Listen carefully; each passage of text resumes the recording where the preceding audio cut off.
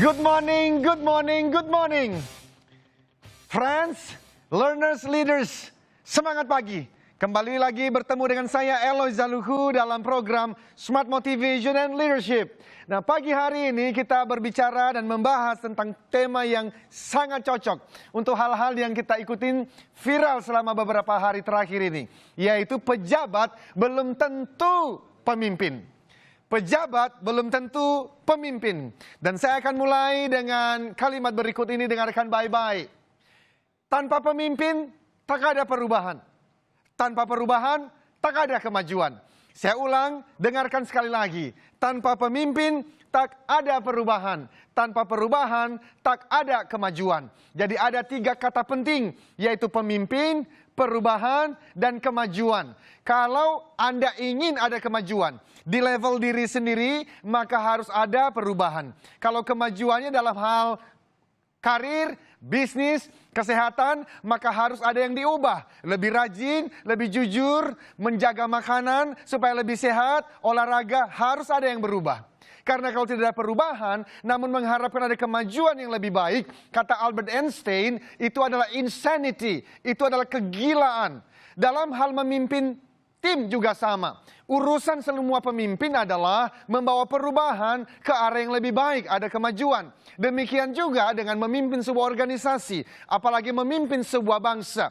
Intinya adalah pemimpin selalu berurusan membawa perubahan untuk kemajuan. Pertanyaannya, untuk kemajuan siapa? Apakah untuk kemajuannya dia dan kelompok orang-orang yang memilihnya menjadi pejabat? Itu yang mesti menjadi diskusi kita pagi hari ini. Oleh karena pejabat belum tentu seorang pemimpin. Jikalau pejabat hadir di sana untuk keberuntungan diri sendiri dan kelompoknya, dengarkan baik-baik, itu bukan pemimpin. Sesungguh-sungguhnya itu adalah penipu. Jadi ada perbedaan antara penipu dengan pemimpin. Dan Anda bisa memilih seseorang menjadi seorang pejabat.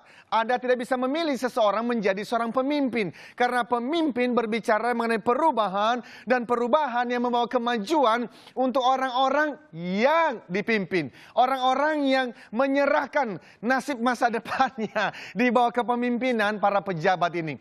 Jadi ini menjadi PR kita, menjadi tugas kita sebagai bangsa untuk mempersiapkan pemimpin-pemimpin berkarakter, berintegritas, jujur satu kata dengan perbuatan, dan punya kompetensi di dalam menjalankan tugasnya. Supaya tidak lagi terjadi apa yang sekarang kita lagi bahas di Jiwasraya, di Asabri. Dan ini hanya beberapa kasus yang sekarang sedang viral. Masih banyak kasus-kasus yang lain yang mungkin saja besok kita akan dengarkan. Oleh karena banyak orang di luar sana diangkat menjadi pejabat, tetapi ternyata bukan pemimpin. Karena memang tidak semua pejabat adalah pemimpin. Now, pemirsa yang ada di luar sana, ini tugas kita bersama. Jadi apa yang harus kita lakukan? Kita dengarkan baik-baik. Menjadi seorang pemimpin yang sejati, ini adalah orang-orang yang menuju tempat yang bahkan tidak pernah dikenal. Dia bahkan menuju tempat yang berbahaya. Dan dia rela untuk mengorbankan miliknya.